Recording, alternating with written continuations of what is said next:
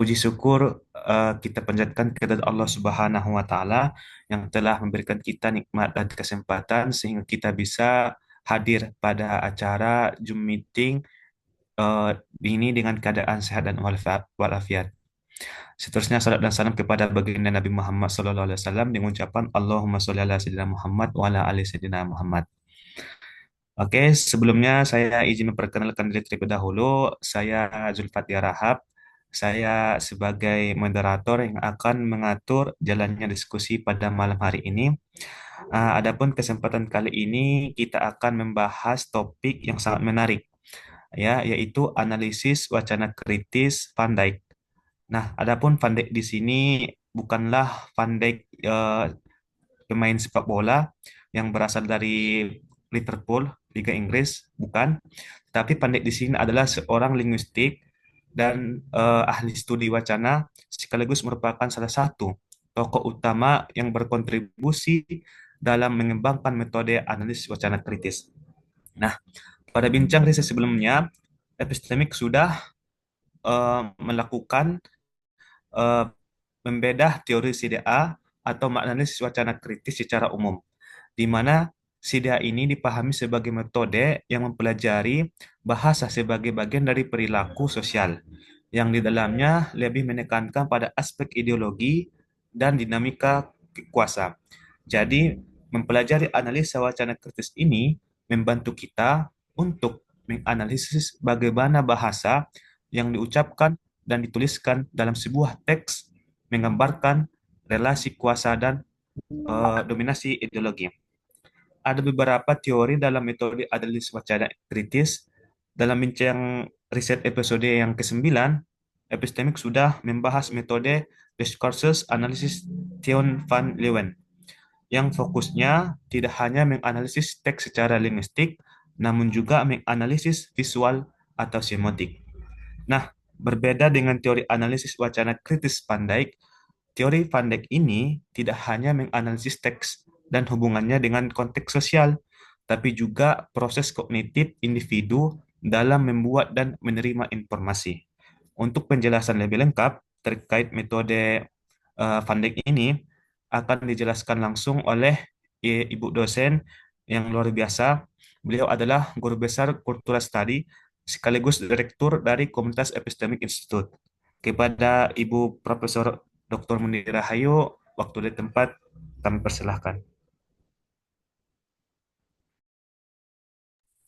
Terima kasih, Zulfadli Harahap.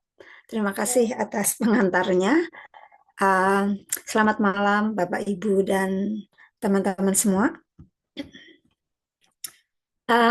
Hari ini kita akan mengobrolkan, membahas tentang salah satu teori analisis wacana kritis yang lumayan populer ya. Ini salah satu yang paling populer dibandingkan dengan berbagai analisis banyak kritis yang lain. Oke, saya akan mencoba untuk sharing. Baik, kita akan ini ya, lanjutkan ya. Jadi Van Dijk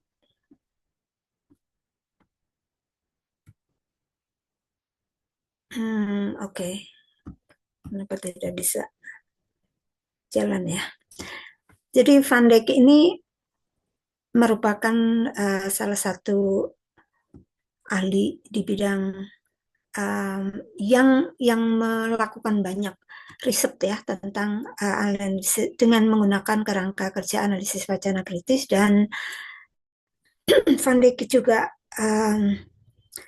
menteorisasikan.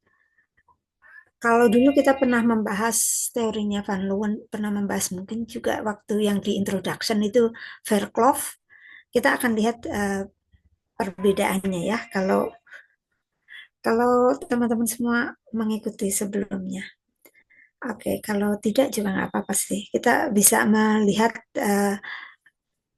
hal-hal yang sifatnya spesifik dari Van Dijk. Baik, yang pertama saya akan bicara konsepnya ya. Jadi analisis wacana kritis atau critical discourse analysis Van Dijk ini merupakan model yang paling penting untuk khususnya untuk menganalisis relasi antara bahasa untuk membongkar ideologi kekuasaan dan juga rasisme karena Van Dijk banyak meneliti tentang um, racial discrimination juga ya. Jadi pendekatan ini memadukan linguistik, psikologi kognitif dan teori sosial. Jadi kita saya berharap semua sudah mafhum, sudah paham tentang wacana ya. Jadi wacana bisa berbentuk komunikasi lisan, tertulis maupun komunikasi yang simbolik. Baik, jadi menurut Van Dijk itu yang disebut dengan wacana, analisis wacana kritis ini, tulisan dia di yang tahun 2001, dia bilang begini, a type of discourse analytical research that primarily studies the way social power, abuse, dominance, and inequality are enacted, reproduced, and resisted by text and talk in the social and political context. Jadi, analisis wacana kritis ini menjadi satu alat untuk menganalisis gitu ya. Terutama menganalisis apa? Terutama menganalisis bagaimana uh, kekuatan-kekuatan yang ada di dalam masyarakat ya, kekuatan sosial itu bagaimana mereka melakukan penyimpangan, dominasi, memunculkan ketidaksetaraan gitu ya, yang direproduksi, yang dijalankan dan juga ditegakkan melalui teks dan talk ya, pembicaraan dalam konteks sosial politik gitu. Jadi konsep kuncinya dari analisis wacana kritis ada 4 hal. Wacana, power, ideologi, and konteks. Wacana itu maksudnya adalah bagaimana bahasa itu dipakai dalam speech maupun writing dengan social konteks tertentu. Power itu dipahami sebagai the way, cara kelompok tertentu mengontrol wacana publik gitu ya. Ideologi adalah sistem keyakinan yang uh, yang dipahami, yang mendukung dari wacana dari kelompok tertentu gitu. Konteks bisa jadi sosial, politik, institusional yang mempengaruhi wacana ya. Jadi CDA-nya Van Dijk itu cara berpikirnya gini. Jadi satu teks itu atau wacana atau textual structures itu mempengaruhi kognisi, pikiran orang gitu, pemahaman orang itu atau disebut mental model ya. Dan kognisi atau mental model ini mempengaruhi masyarakat atau institusi. Jadi dia menggunakan 3 level ya, model atau methodological framework-nya itu ada textual level, cognitive level, dan social level. Di tataran tekstual itu yang difokuskan adalah melihat struktur wacananya, struktur teksnya. Jadi apa saja yang dilihat dari struktur teks, bisa leksikonnya, sintaksisnya, retorikanya gitu. Di level kognitif, tadi kan kognitif itu untuk bagaimana orang bisa memikirkannya in a certain way gitu ya. Bagaimana orang bisa nangkepnya, orang bisa memahaminya gitu ya.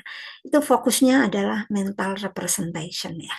Kalau dulu kita pernah membahas semiotik itu kan mental representation itu artinya apa yang ada di dalam kepala orang gitu. Gampangnya begitu. Jadi apa saja yang dilihat di mental representation atau di level kognitif itu yang dilihat adalah ideologinya, konteksnya seperti apa, uh, event models. Jadi peristiwanya seperti apa. Jadi bagaimana peristiwa, ideologi, konteks itu dipahami oleh audiens atau orang yang membaca maupun itu dibangun oleh orang yang memproduksi teks. Kemudian dari level sosial atau makro level ya, Kalau tekstual tadi itu mikro level, kognitif itu meso, sosial itu makro level. Jadi fokusnya untuk di level sosial itu yang dilihat apa? Yang dilihat adalah bagaimana power dan dominasi gitu. Jadi power itu gimana berjalannya gitu ya, dan dominasinya itu seperti apa. Kunci utama atau unsur-unsur utama yang dilihat di level sosial adalah institusinya seperti apa, aksesnya, siapa yang punya akses terhadap uh, wacana atau siapa yang memproduksi wacana itu, dan juga relasi kelompok. Akan saya jelaskan satu-satu ya. Di textual level, discourse structures atau mikroanalisis gitu ya. Tujuannya adalah mengidentifikasi bagaimana ideologi dan kekuasaan ini dipahami atau diutarakan atau diekspresikan dengan pilihan bahasa-bahasa tertentu. Jadi yang dilihat di sini adalah leksikonnya, pilihan kata-katanya, sintaks, struktur kalimatnya, rhetorical strategies itu misalnya menggunakan gaya bahasa tertentu, metafora, ironi, hiperbol gitu ya. Misalnya contoh illegal imigran di Amerika nih sedang heboh lagi nih perkara uh,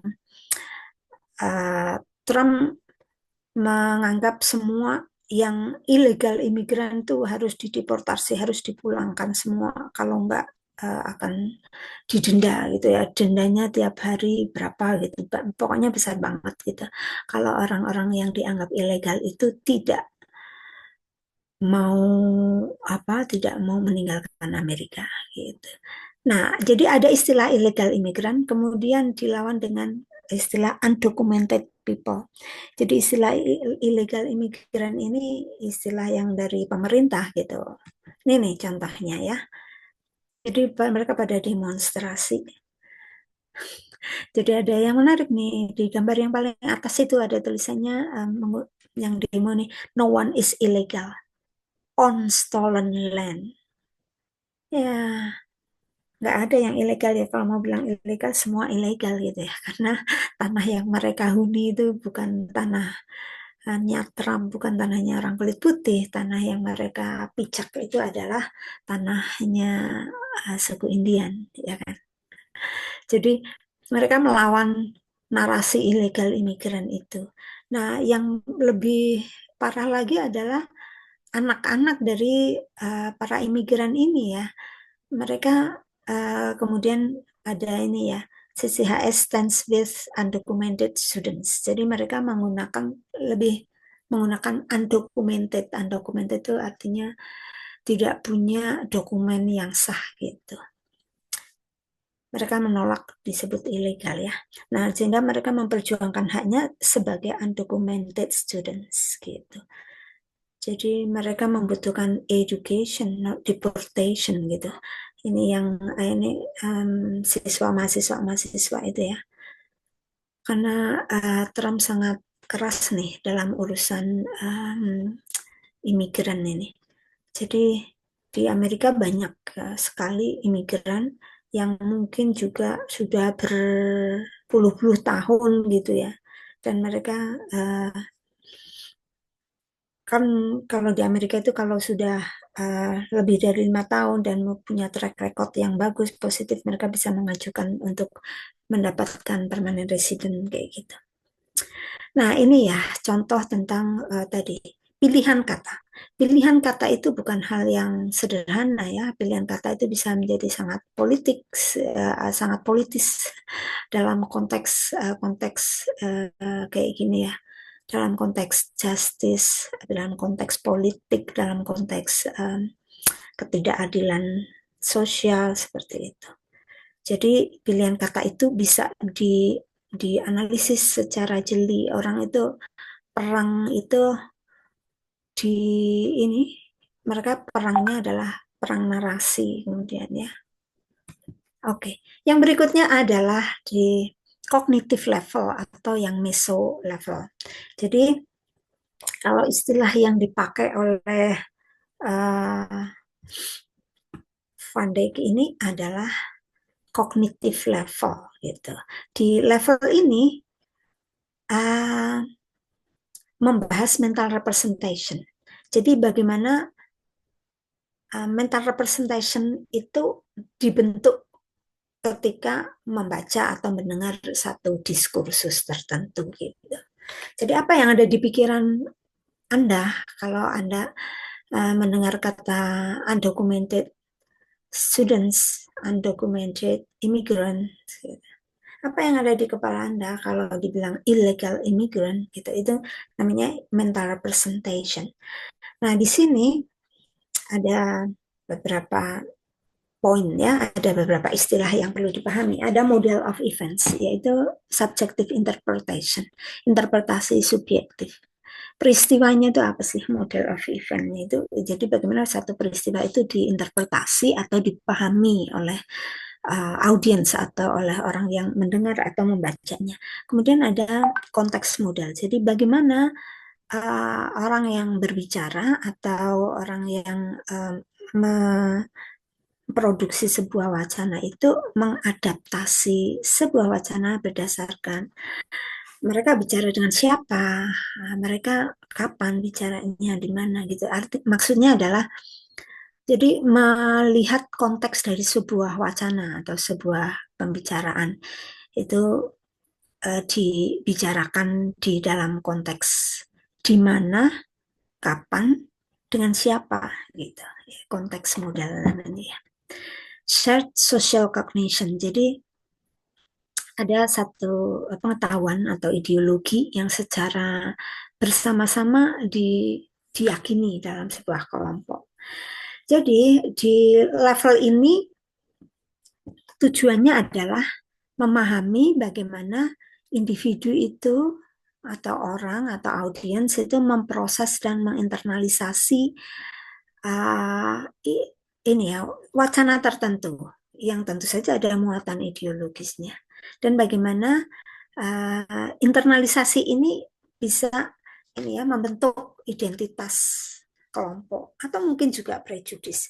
Jadi misalnya tadi ya perkara undocumented students, semua siswa kan banyak banget itu mahasiswa-mahasiswa dari negara-negara lain yang sedang studi beasiswa segala macam di Amerika itu bisa terkena gitu ya, terkena tadi karena dianggap illegal immigrant gitu. Kalau mereka misalnya telat nggak memperpanjang visa atau visanya sudah habis atau memang sudah bertahun-tahun mereka tinggal di Amerika tapi mungkin orang tuanya uh, tidak punya izin tinggal lagi misalnya, tapi anak-anaknya lahir di sana. Ada banyak kasus seperti itu. Jadi bagaimana mereka mempersepsikan suatu isu, suatu wacana gitu, dan itu menjadi tadi ya istilahnya menjadi identitas ya, group identity dan juga bisa jadi prejudice juga. Jadi di level kognitif ini kita melihat ini ya, melihat bagaimana ideologi itu dibentuk gitu. Karena ideologi ini mempengaruhi bagaimana kita menginterpretasikan sebuah wacana dan sebaliknya wacana itu juga membantu mereproduksi ideologi. Nanti akan saya beri contoh ya. Oke, level yang ketiga atau social level atau macro level ini membahas bagaimana power and social structures itu muncul di dalam sebuah wacana. Nah, ada 3 poin yang perlu diperhatikan ketika kita menganalisis di level ini ya. Satu, access to discourse. Siapa yang punya power untuk bicara gitu di dalam sebuah wacana itu. Kemudian yang kedua adalah institutional power. Jadi bagaimana institusi itu bisa institusi hukum, media, pendidikan itu mereproduksi satu bentuk dominasi tertentu. Kemudian yang ketiga adalah group relation, relasi kelompok ya. Jadi antara kelompok, gimana relasi antara kelompok dominan dan kelompok marginal misalnya seperti itu. Jadi dalam satu uh, peristiwa tertentu itu pasti ada kelompok-kelompok yang pro dan kontra, ada yang dominan dan ada yang marginal, ada yang oppresor dan apa ada yang oppressed gitu ya, ada yang direpresi gitu. Jadi tujuannya di level ini menganalisis sebuah teks itu mengeksplorasi bagaimana wacana itu berfungsi sebagai alat untuk reproduksi atau menolak dominasi dan ketidaksetaraan.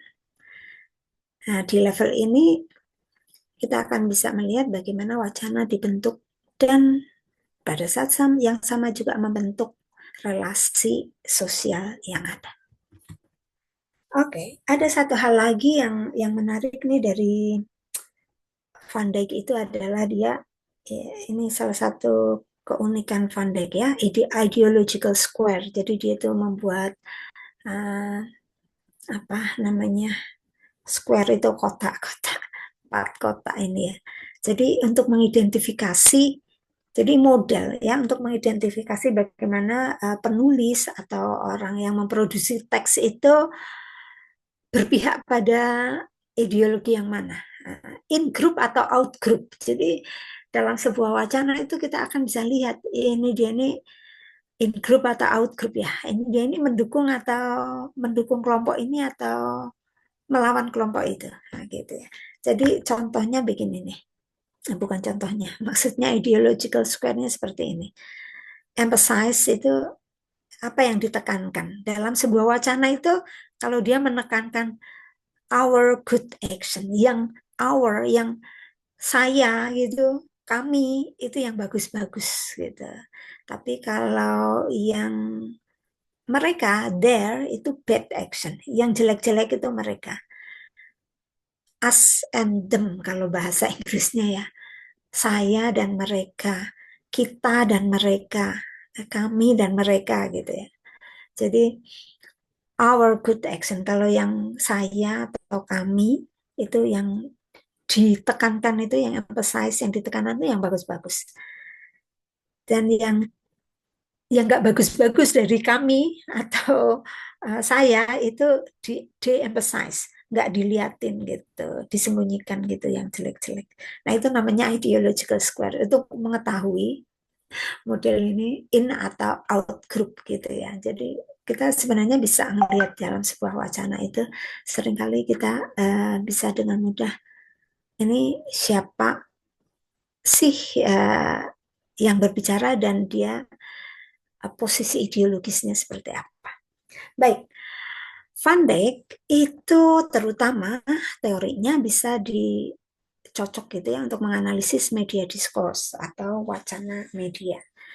Bahas tentang rasisme, xenofobia, Islamofobia, bias gitu ya. Kemudian political discourse, populism, nationalism, misalnya seperti itu.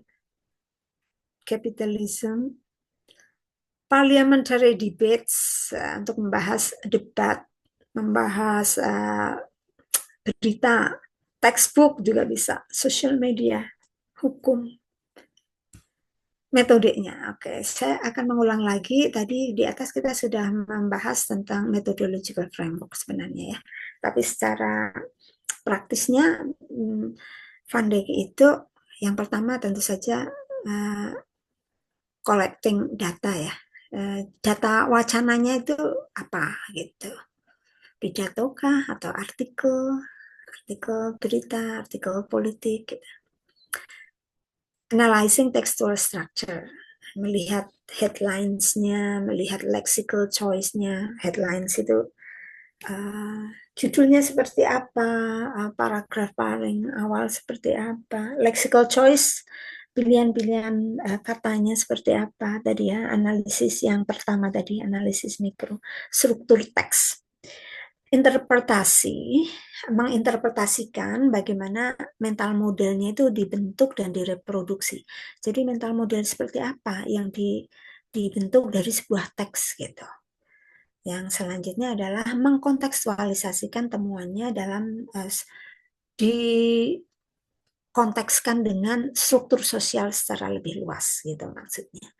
Jadi metodenya Van Dijk ini jelas dia interdisciplinary ya, karena pasti linguistiknya di tadi ya, di mikroanalisisnya tadi pasti ada linguistiknya. Kemudian di mesoanalisis atau mental model tadi itu psikologinya ada, sosiologinya jelas di kontekstualnya ya, yang meso makro ya, and political science gitu. Nah, referensinya. Oke, saya mau kasih contoh nih. Mungkin kalau yang sudah pernah apa namanya? Kalau yang sudah pernah meneliti dan menggunakan ini mungkin gampang juga. Tapi saya mau beri contoh yang relatif sederhana ya. Ini saya temukan, saya baca tadi berita judulnya gini nih, Jakarta bakal lumpuh unjuk rasa agar ribuan ojol dan taksi online serbu ibu kota 20 Mei. 20 Mei itu kapan sih? Besok ya? Oh, besok Selasa. Ini saya ambil dari inilah.com berita ini, berita hari ini. Begini, mungkin supaya saya tidak ngomong sendiri, rasanya kayak ngomong sendiri nih. Siapa mau membacanya? Silakan.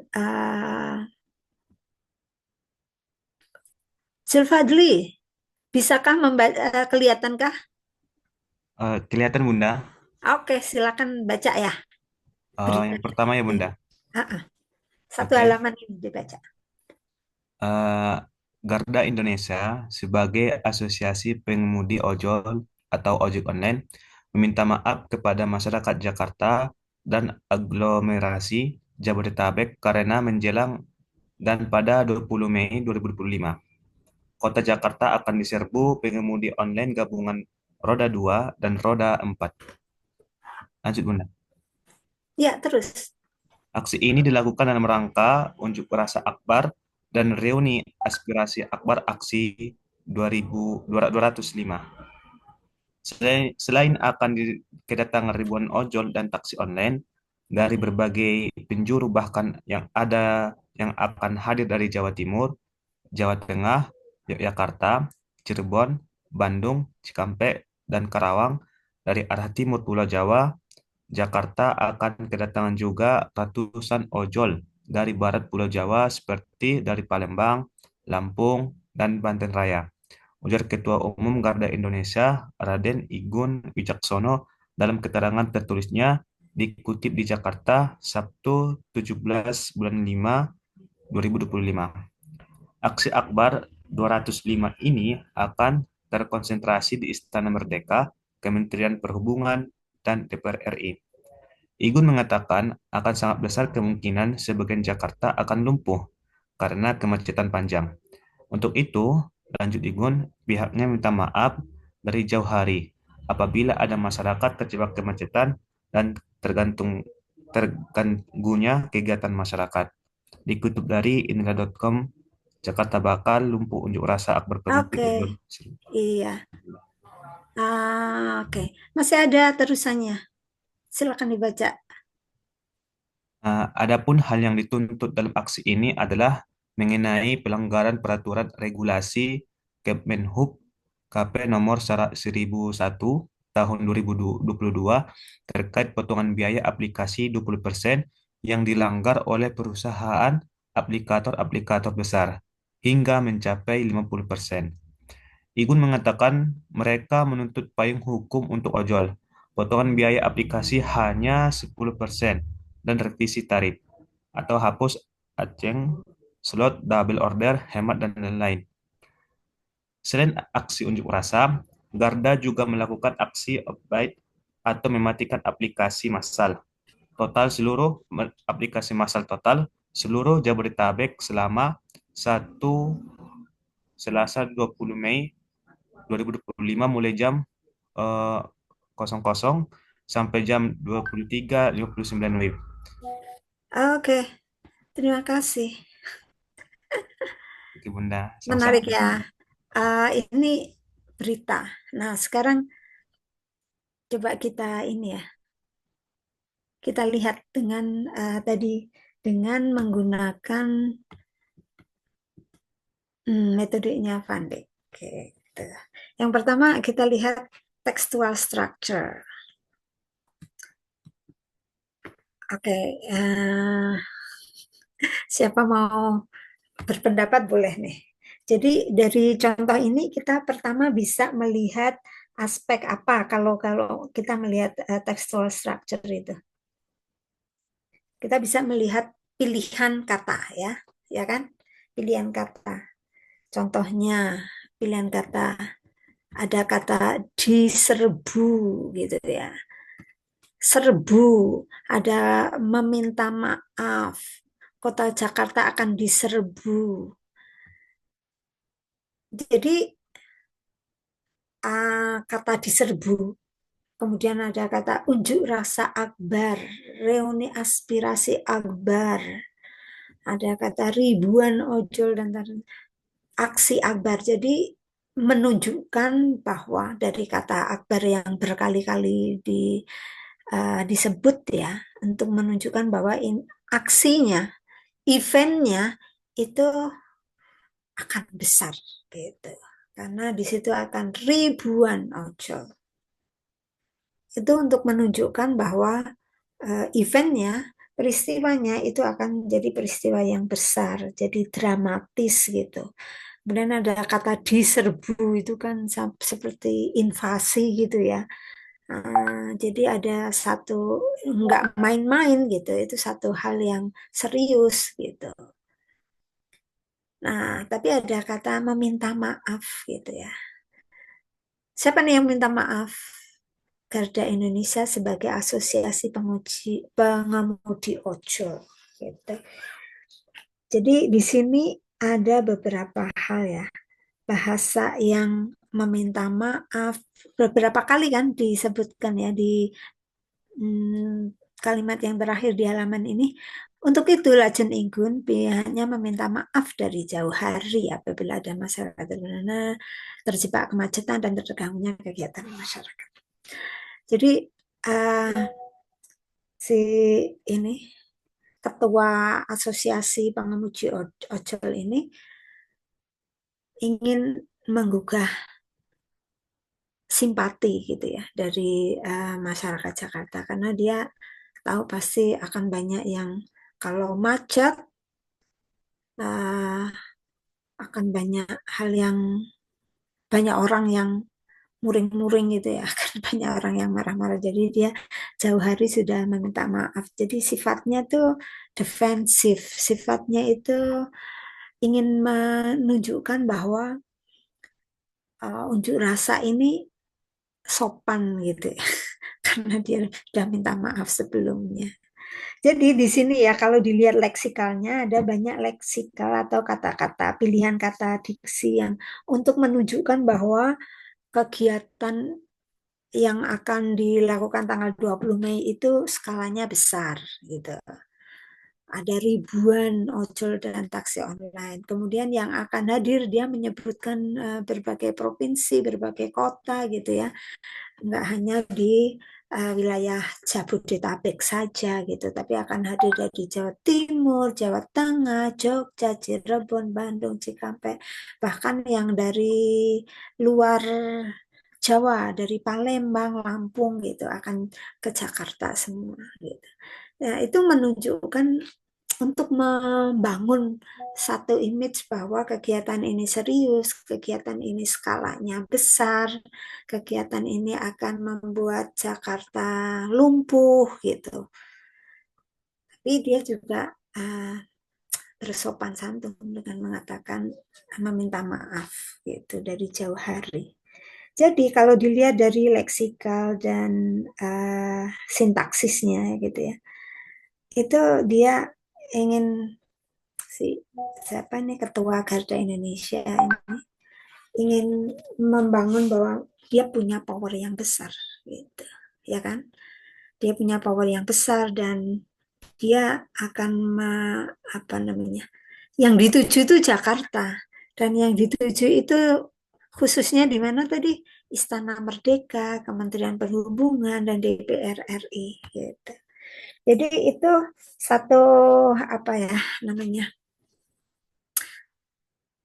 power relationnya tadi kelihatan di situ ya. Dia ingin memperlihatkan bahwa ojek online, pengemudi ojol ini bukan sekedar uh, mitra dalam tanda kutip ya, mitranya perusahaan ojol saja, mereka juga punya kekuatan, mereka punya political power gitu.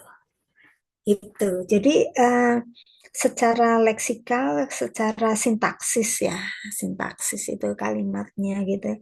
Jadi tadi menunjukkan kekuatannya dengan wah ini se-Indonesia loh.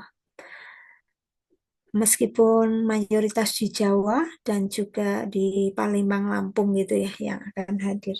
Tapi itu satu hal yang sangat luar biasa karena sebelum ini belum pernah mungkin ya. Jadi kekuatan massa aksinya ini dipertegas gitu bahwa kegiatan ini skala nasional. Kemudian dia membungkus dengan permintaan maaf gitu ya.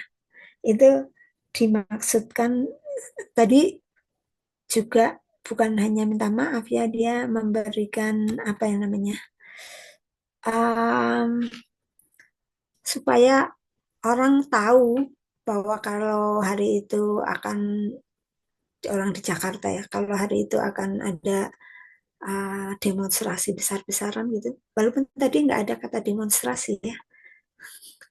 Jadi mereka unjuk rasa akbar dan reuni aspirasi akbar gitu. Itu mereka akan menggunakan event itu untuk ini ya menyuarakan aspirasinya, tapi dia juga sekaligus mitigasi. Dia memberitahu kepada masyarakat. Jadi hari itu semua ojol off gitu ya. Ya kan tadi dia bilang bahwa selain unjuk rasa, Garda juga melakukan aksi off-beat atau mematikan aplikasi masa total. Sehingga masyarakat jangan nyari-nyari ojol hari itu gitu ya. Selasa 20 Mei semua biar pada siap-siap. Jadi mitigasi gitu. Jadi itu ya secara tekstual atau struktur wacananya seperti itu. Kalau secara sosiokognitif gimana? Mental model yang dibangun gimana? Kita ini ya membaca berita ini tadi, berita yang disampaikan ini kan aktornya yang menyampaikan kan ini ya Garda Indonesia.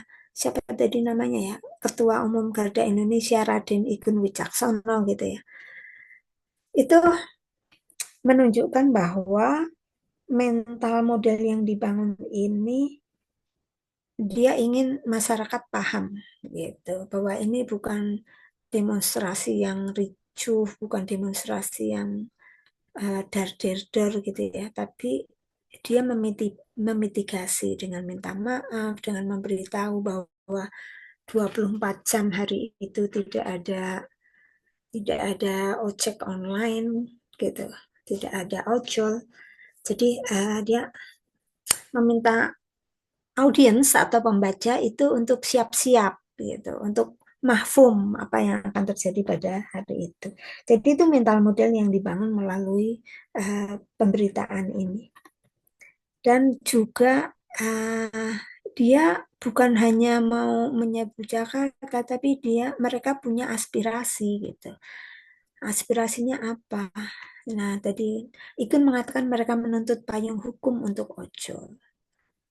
Uh, Juga potongan biaya aplikasi hanya 10% dan revisi tarif karena selama ini mereka uh, dipotong itu biaya aplikasi hingga 50% itu kan sangat berat bagi mereka bla bla bla banyak gitu ya. Itu artinya dia ingin menunjukkan bahwa mereka punya masalah ini ya yang berkaitan dengan besarnya potongan dari para aplikator gitu. Jadi dengan mengatakan masalahnya itu dia meminta pembaca, meminta audiens gitu untuk mengerti persoalan mereka, paham persoalan mereka, untuk bersolidaritas gitu. Jadi eh, jadi di sini ada narasi solidaritas nasional gitu terhadap para ojol. Karena apa? Karena mereka ada persoalan yang itu harus diselesaikan di level pengambil kebijakan gitu. Jadi mereka menuntut payung hukum, mereka menuntut potongan biaya aplikasi sesuai dengan peraturan atau regulasi Kemenhub nomor 1001 tahun 2022 dan sebagainya. Jadi di situ kita bisa melihat apa sih yang dia mau gitu ya, itu membangun mental model gitu bagi pembacanya. Ideologinya apa sih? Nah, ideologi yang ditampilkan dari teks ini apa? Kalau kita lihat tadi ya ada solidaritas kelas pekerja. Nah, ini uh, para ojol ini meminta solidaritas dari banyak ini ya dari para dari masyarakat secara umum dan dia menuntut kepada pemerintah gitu ya. Karena dia yang dituju Istana Merdeka, Kementerian Perhubungan dan DPR RI. Jadi persoalan solidaritas nasional karena mereka menjadi perwakilan dari ojol seluruh Indonesia nih gitu. Kemudian kelihatan juga bahwa ini ya, tuntutannya itu kalau dia tadi bilang ya, mereka menuntut karena selama ini aplikator-aplikator besar itu potongannya sampai 50%. Nah, mereka menganggap itu kan nggak ada gitu. Jadi dan revisi tarif gitu. Itu me- sangat membuat posisi para ojol driver itu pada posisi yang under pressure gitu. Dan mereka nggak bisa apa protes ke aplikator-aplikatornya atau perusahaannya gitu. Jadi mereka meminta solidaritas, menuntut keadilan gitu ya melalui aksi unjuk rasa. Begitu. Jadi ideologinya jelas ya. Ini solidaritas kelas pekerja. Apalagi ya? Kalau kita melihat makro analisisnya kita melihat bahwa di sini ojol itu punya dalam konteks sosial, ekonomi, politik di Indonesia ada loh ternyata Garba Indonesia itu asosiasi pengemudi ojol. Jadi mungkin yang biasa jadi pengemudi ojol di daerah, di desa, di kota yang jauh dari Jakarta, mereka akan juga kemudian tahu oh bahwa ternyata ada ini loh, ada asosiasi yang bisa menyuarakan aspirasi mereka. Punya uh, apa posisi tawar gitu ya di masyarakat dalam jadi menguatkan adanya peristiwa ini, adanya event ini secara sosial konteks itu menjadi menguatkan para pengemudi ojol gitu. Karena nasib mereka atau persoalan yang mereka hadapi sehari-hari itu akan disuarakan ke pusat kekuasaan. Dan tadi ya, kan ya, pusat kekuasaan jelas ya di Jakarta, bukan di IKN gitu. Di Istana Merdeka, di Kementerian Perhubungan, di DPR gitu.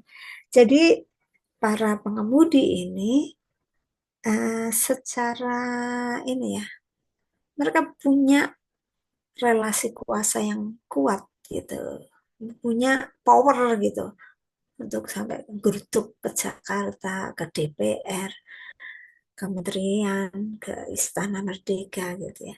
Jadi mengintervensi pusat kekuasaan begitu. Jadi seperti itu, konteks sosial politiknya seperti itu. Jadi wacana tentang unjuk rasa ini bukan sekedar satu hal yang akan membuat lumpuh, membuat gangguan saja, tapi bagaimana eh, ini ya, memunculkan wacana tentang demokrasi partisipatif. Jadi bukan hanya Ojol itu punya punya peran besar loh gitu. Jumlahnya aja besar. Setiap kota ada, se-Indonesia ada banyak gitu ya. Ribu-ribu orang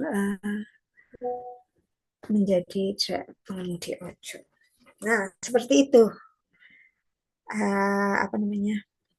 Kita sudah membahas contohnya tentang bagaimana sebuah teks ini dipahami mulai dari menganalisis struktur teksnya ya, pilihan katanya gitu ya.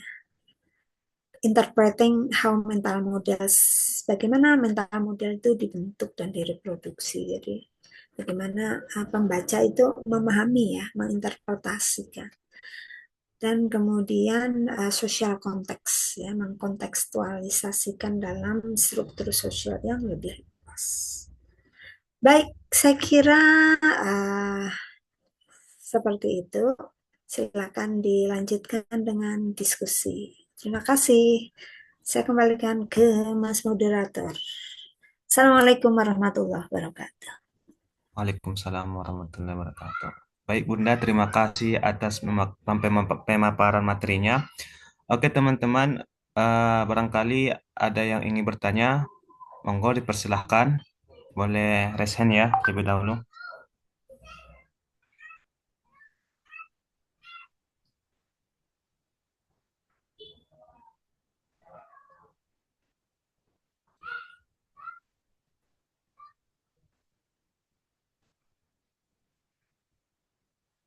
Mungkin Bapak Ibu, teman-teman sekalian, oh ya, silakan Mas Muhammad Haikal. Mungkin bisa on cam terlebih dahulu ya.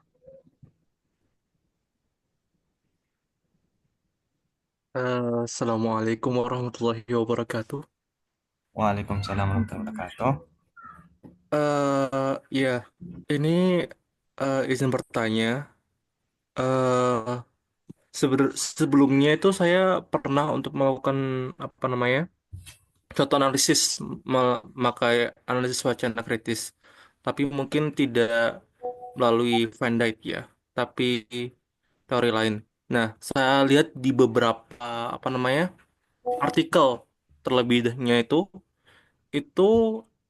artikel menggunakan teori Van Dijk, tapi dari apa namanya segi objeknya itu kan yang bisa kita lihat di tadi itu kan untuk satu apa namanya berita saja. Tapi di artikel tersebut itu memiliki lebih dari 10 berita. Nah, di situ kan sangat metikulous kan untuk meneliti 10 berita dan bagaimana kita mengaitkan apa namanya ide dari berita tersebut gitu kan. Nah, apakah kita yang saya ingin tanyakan ya, itu kan ada tiga triangular dimension kan di Van Dijk. Apakah kita bisa memilih satu dimensi untuk kita teliti atau emang kita harus ketiga-tiganya untuk menelitinya? Contohnya kita fokus ke idenya atau apa namanya ke social dimensionnya ataupun ke apa namanya eh sebentar kognitif levelnya seperti itu atau hanya ke strukturnya saja. Mungkin itu saja yang ingin saya tanyakan. Terima kasih. Wassalamualaikum warahmatullahi wabarakatuh. Waalaikumsalam Waalaikumsalam warahmatullahi warahmatullahi wabarakatuh. wabarakatuh. Terima kasih Mas atas pertanyaannya. Oh, mungkin penanya kedua ya untuk Bapak Hatta Raja Harja. Persilakan Bapak. Baik, terima kasih. Assalamualaikum warahmatullahi wabarakatuh. Selamat Waalaikumsalam. malam buat Prof. Mundi. Izin bertanya, Prof. Iya. Ini saya baru juga berkenalan dengan AWK, jadi masih sangat awam sekali. Ada hal yang menarik dari slide yang Prof. sampaikan tadi. Itu salah satunya itu kaitan dengan dominan marginal apa ya, society atau apa tuh saya lupa, catatan saya nggak lengkap nih. Tapi yang saya ingin tahu dengan dominan versus marginal ini, bagaimana seandainya yang kita analisis adalah sebuah teks khutbah gitu ya. Teks khutbah di mana khutbah itu disampaikan di masjid resmi negara. Nah, sedangkan yang disampaikan adalah hal-hal yang sifatnya normatif gitu. Lalu yang kedua, eh, pendengar itu kan dia kalau contoh di dalam negara Islam ya, pendengar itu kaum muslim dan mereka mayoritas di negara tersebut. Jadi ini mungkin yang tidak saya pahami dengan istilah dominan versus marginal ini. Bagaimana ketika tes khutbah itu memang merupakan dalam tanda kutip titipan dari penguasa lewat jalur-jalur lembaga-lembaga agama itu menyampaikan ide-ide pemikiran pemerintah saat itu. Walaupun terkadang ide-ide itu mungkin memang juga tidak cukup populis di mata masyarakat. Contoh kasus seperti ini, beberapa tahun lalu di Mekah, Imam Sudais itu khutbah, dan isi khutbahnya sangat sederhana, yaitu menceritakan akhlak Rasul saat itu bertetangga kepada Yahudi gitu. Namun di sisi lain, 2 minggu sebelum khutbah itu disampaikan di Masjidil Haram, beberapa negara Timur Tengah sudah membuka pintu diplomasinya kembali ke Israel. Nah, jadi 2 minggu sebelumnya ada kejadian normalisasi hubungan diplomatik ke Israel oleh beberapa negara Arab, dan tepat 2 minggu kemudian Imam Sudais itu membacakan khutbah yang di dalamnya kisah Rasul yang bertetangga baik dengan Yahudi. Nah, ini mohon informasi atau penjelasannya Prof. Mundi. Itu saja, terima kasih. Assalamualaikum warahmatullahi wabarakatuh. Waalaikumsalam warahmatullahi wabarakatuh. Mungkin bisa dijawab ya Bunda dari Oke, pertanyaan-pertanyaan. ini pertanyaannya lumayan keren ini. Pertanyaannya pertama dari Mas Haikal tadi ya. Jadi kalau menganalisisnya banyak gimana? Menganalisis lebih dari 10 teks gitu, misalnya 10 berita gitu. Jadi kita perlu apa ya namanya? Menspesifikkan apa sih yang mau kita cari gitu. Riset questionnya apa? Pertanyaan penelitiannya apa gitu. Jadi bisa jadi lebih dari banyak berita gitu ya. Kita bisa tidak semua, bisa jadi semua, bisa jadi enggak, tergantung kepada yang mau dicari apa gitu. Misalnya ada 10 berita tentang, atau banyak ya, kalau berita tentang ijazah Jokowi misalnya, perdebatan tentang ijazah Jokowi gitu, yang ada di masyarakat, yang ada di beberapa media, misalnya Anda memilih media apa aja dan ada tulisan itu dari berapa gitu.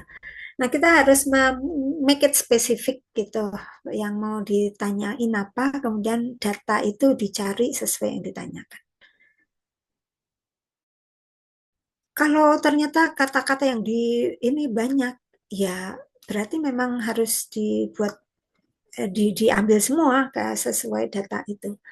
Kalau misalnya data itu sampai ribuan, puluhan ribu gitu ya, kata yang berapa kali ya kata Jokowi bilang misalnya ijazah saya asli misalnya gitu ya, ijazah asli gitu, itu bisa menggunakan aplikasi ya, bisa menggunakan aplikasi untuk melihat kuantitas gitu, berapa kali kata tertentu muncul gitu dalam satu teks. Yang paling sederhana kan di teks PDF ataupun di file apa ya, doc itu kan kita bisa mencari ya kata tertentu muncul berapa kali gitu dalam sebuah teks kayak gitu. Misalnya kalau mau melihat segi kuantitasnya gitu ya, Mas Haikal. Jadi eh, apa namanya, digital humanism. Jadi analisis-analisis atau penelitian-penelitian yang berkaitan dengan kuantitas itu sekarang juga banyak di ini kan ya. Kalau korpusnya besar, ya kita harus pakai alat gitu untuk melihat gitu. Kemudian apakah kita bisa memilih di salah satu dari metode tadi ya? Jadi kan ada mikroanalisis, meso dan makro gitu. Ada yang membahas struktur teksnya aja boleh nggak gitu. Atau bagaimana mental model. Sebenarnya Van Dijk ini menggunakan tiga itu untuk menjawab satu masalah gitu. Untuk menjawab satu masalah. Jadi misalnya perkara tadi ya, apa ya? Tadi saya memberi contoh tentang kata illegal immigrant versus undocumented immigrant atau undocumented people atau undocumented students gitu. Kita boleh saja meng-highlight dari segi language-nya ya, dari segi mikroanalisisnya ya. Tapi untuk bisa memahami wacana itu secara keseluruhan, ya kita harus tiga-tiganya gitu. Kalau mau memahami secara keseluruhan, ya harus tiga-tiganya. Jadi dari segi mikroanalisisnya bahasa yang dipakai apa sih gitu.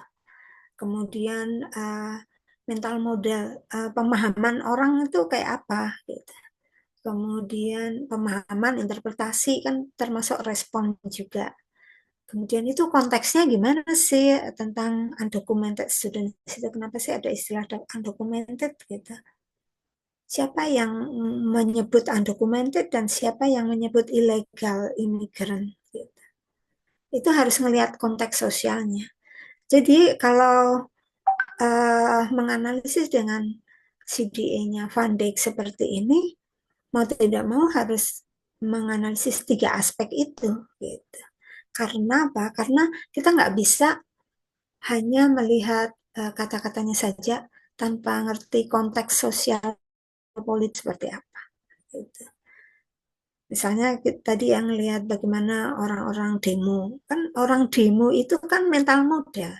Jadi mereka itu para demonstran yang anak-anak mahasiswa, ibu-ibu gitu, yang membawa apa namanya banner tulisan macam-macam itu, mereka kan membangun interpretasi terhadap kebijakan pemerintah Amerika saat ini, gitu, yang akan mengusir, mendeportasi orang-orang yang dokumennya nggak lengkap, gitu. Jadi harus pakai tiganya, gitu ya.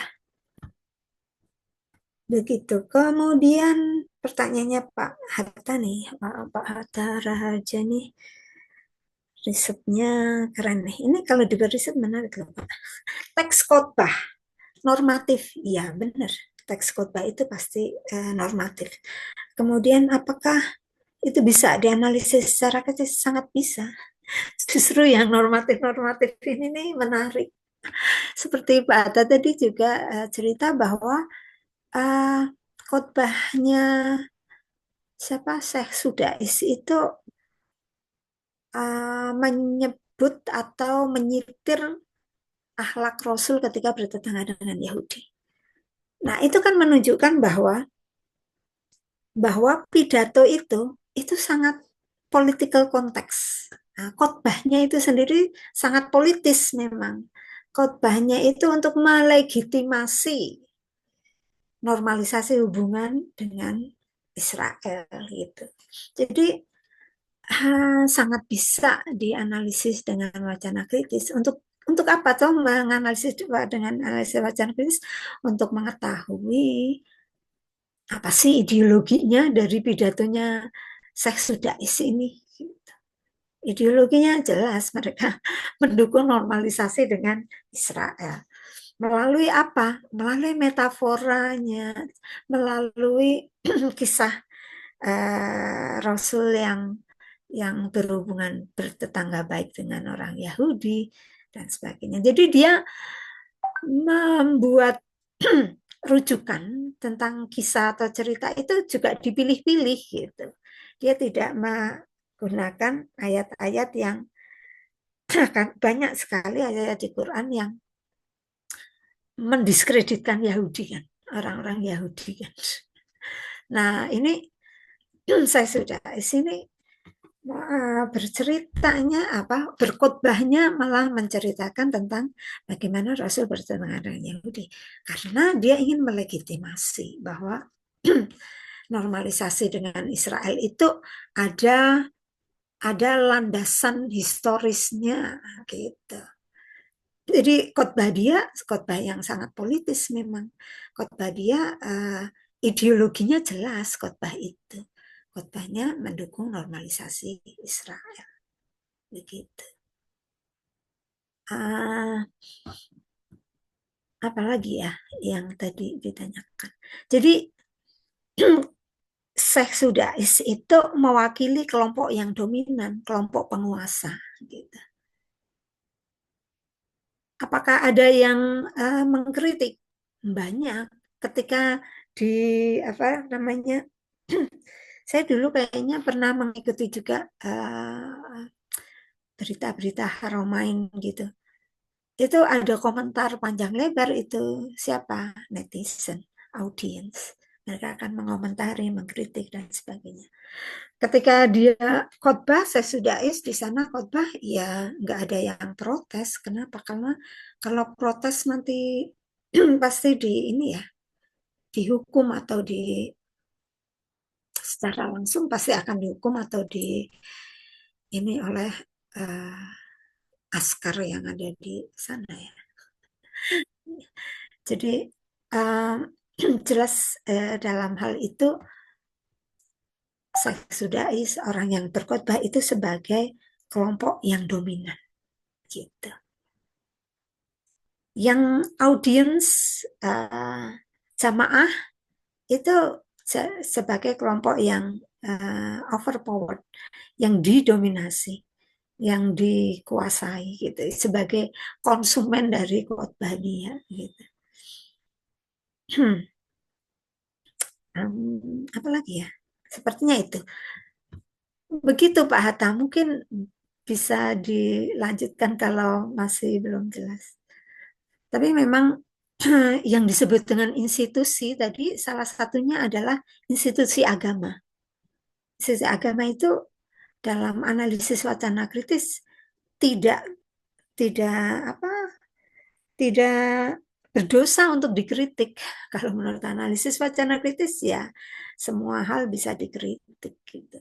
Kenapa? Karena semua institusi, lembaga agama, lembaga pendidikan, lembaga hukum, lembaga politik, itu semua punya ideologi, punya hasrat berkuasa yang besar. Gitu. Dan mereka menggunakan bahasa itu language in use ya, bahasa melalui khotbah, melalui peraturan, melalui pidato, itu untuk melancarkan agendanya gitu. Nah, critical discourse analysis adalah alat untuk mengkritisi suara-suara dari kelompok yang dominan, kelompok penguasa seperti itu. Begitu. Monggo silakan kalau masih ada pertanyaan lagi. Terima kasih Bunda. Apakah Bapak Hatta dan Mas Haikal, apakah ada feedback dari jawaban Ibu Mundi?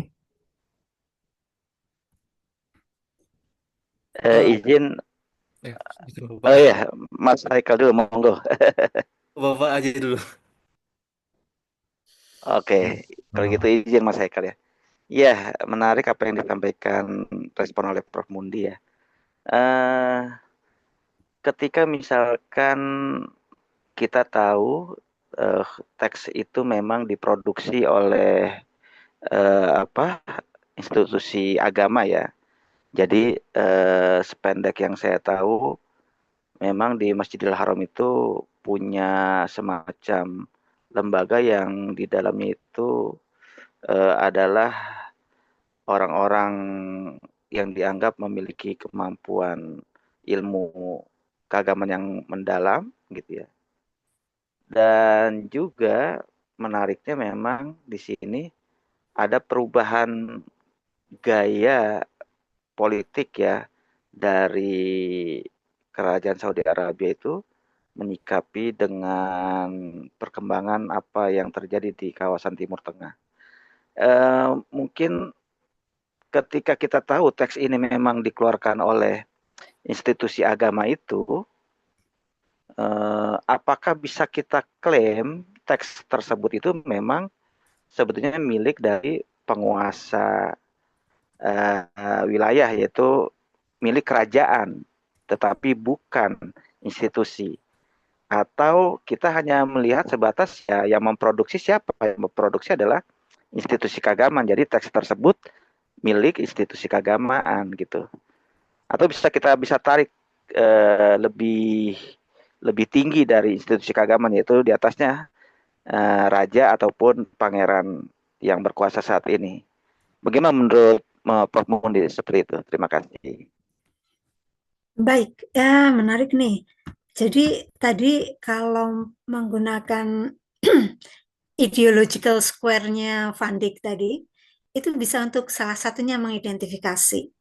Ini uh, posisi ideologisnya seperti apa sih? Oh, berarti ini mewakili penguasa atau ini mewakili uh, kalau di Mekah, saya kira penguasa secara definitif ya, penguasa politik juga adalah yang menguasai Masjidil Haram, yang menguasai termasuk yang mengatur khotbah-khotbah itu. Itu satu satu grup gitu ya. Tadi ideological square itu kan ada in group out group gitu. Itu akan kelihatan bahwa semua yang berkhotbah, semua yang berkhotbah di Masjidil Haram itu bukan sembarang orang. Mereka adalah yang sudah punya lisensi, yang sudah mendapatkan legitimasi dari penguasa. Gitu. Sehingga suara mereka adalah juga suara penguasa. Gitu. Bukan suara dia individual. Individual dia ya juga sudah legitimated by penguasanya. Gitu. Itu secara detail gimana kita bisa mengklaim bahwa itu suara penguasa, suara institusi, suara siapa? Kita bisa secara detail menganalisis mulai mikronya. Mikronya itu kata-kata yang dia pakai itu gimana sih? Gitu. Kemudian kita lihat dari makronya, sosial konteks.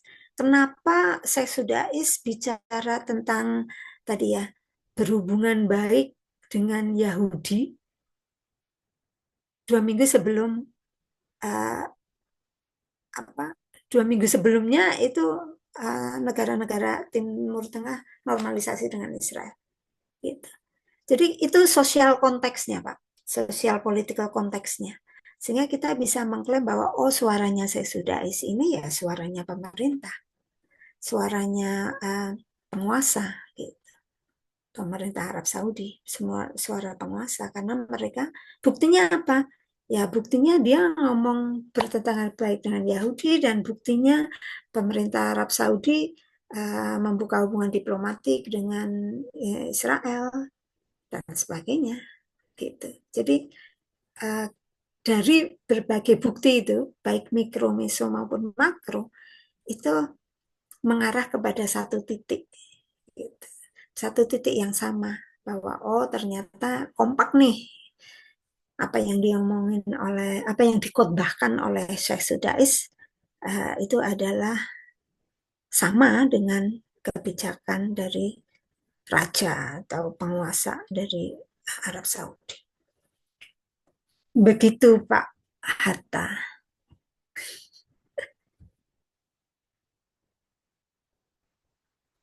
Bagaimana Pak? Apakah ada feedback lagi? Ya, ya cukup Mas Zulfadli.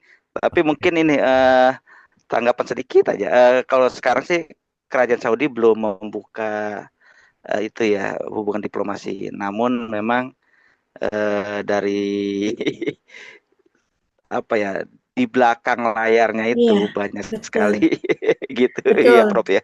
betul, betul sekali. Eh, Jadi secara di permukaan tidak membuka, tapi kalau ada orang-orang yang protes tentang apa Palestina gitu-gitu itu menjadi isu sensitif dan pemerintah Arab Saudi tidak happy dengan itu kan beberapa tahun yang lalu ditangkepin tuh yang pada protes tentang Israel itu di iya betul.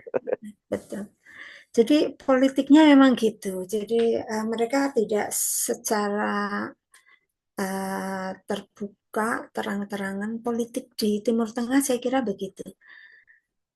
Orang sepertinya kalau saya mengamati hampir semua negara Timur Tengah nggak ada yang secara terang-terangan mau melawan Israel.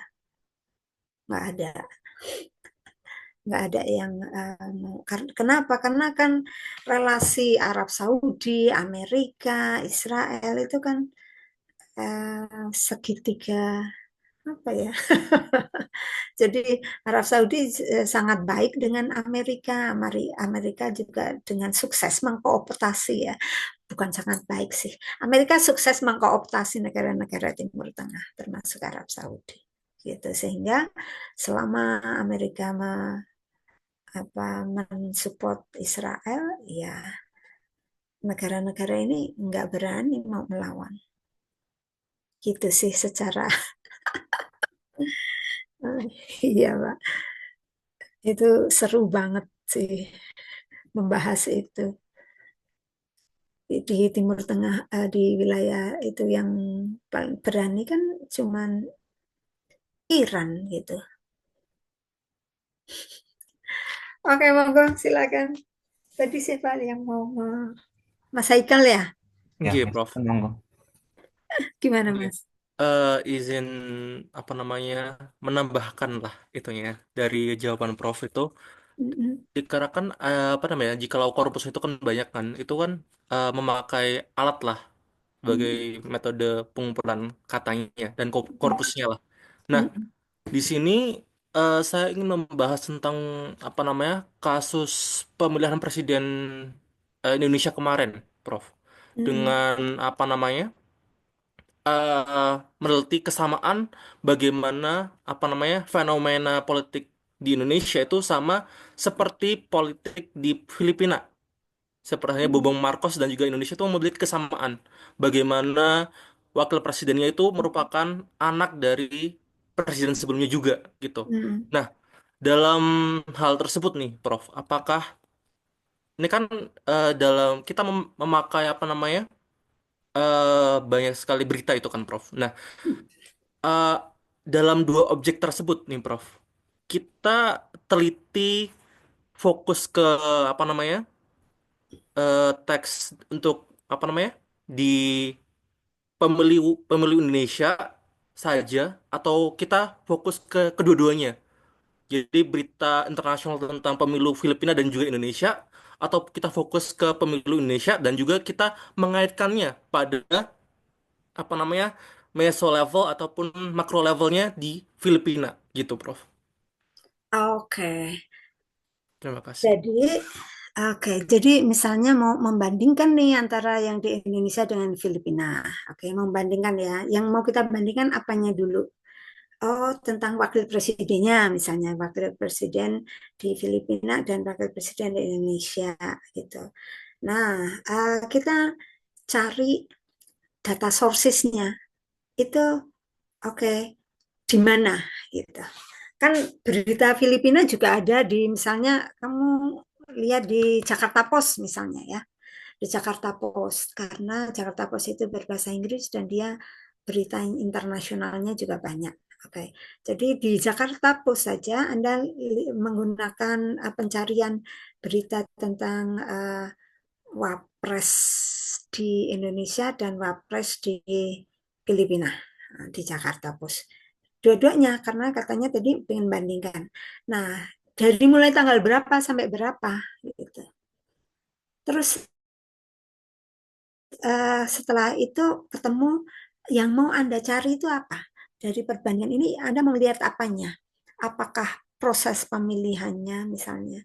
Atau apakah bagaimana persepsi netizen? Nah, bisa juga ya. Gimana persepsi audiens, persepsi masyarakat terhadap terhadap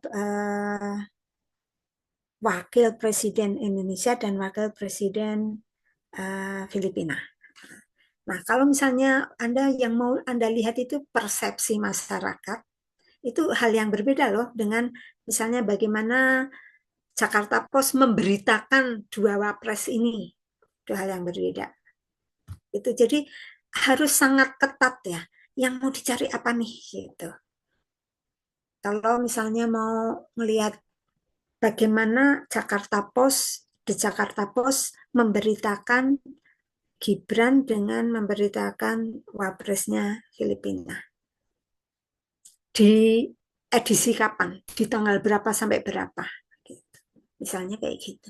Jadi kita membatasi secara ketat supaya uh, data itu pas gitu dengan apa yang kita mau cari. Gitu. Tujuan penelitian atau research questionnya apa. Gitu. Paling paling sering di ini adalah bagaimana uh, apa, The Jakarta Post memberitakan Gibran dan Wapres Filipina dalam hal kampanye misalnya. Nah, misalnya atau dalam isu apa gitu ya. Gitu.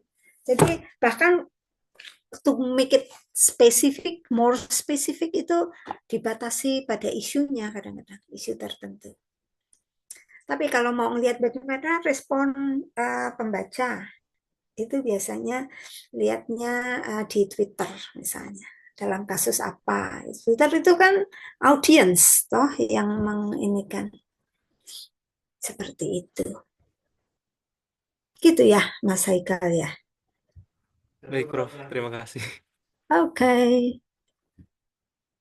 Apakah masih ada? Oke. Eh, ya pun.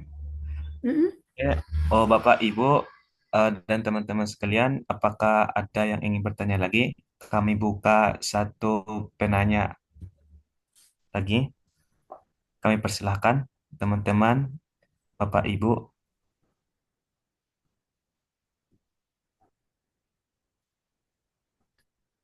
Eh, oke, mungkin cukup ya, Bunda. Oke. Oke, karena kita sudah di penghujung acara, saya sebagai moderator terima kasih kepada Bunda yang telah memberikan materinya dengan sangat baik dan bagus, sangat, dan kepada Bapak Hatta dan Mas Haikal yang sudah bertanya, saya ucapkan terima kasih. Saya sebagai moderator undur diri dan mengucapkan terima kasih sekali lagi. Mungkin kita tutup acara ini dengan ucapan Alhamdulillahirrahmanirrahim. Cukup sekian. Wassalamualaikum warahmatullahi wabarakatuh. Waalaikumsalam warahmatullahi wabarakatuh.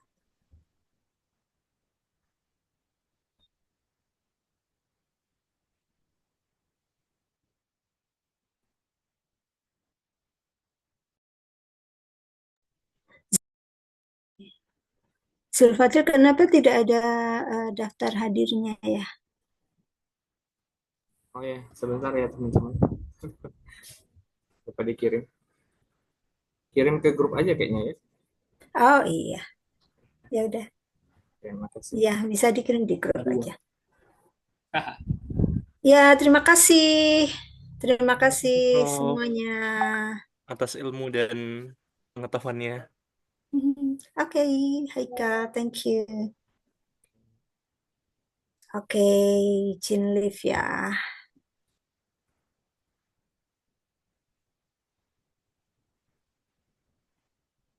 5-2 Bang.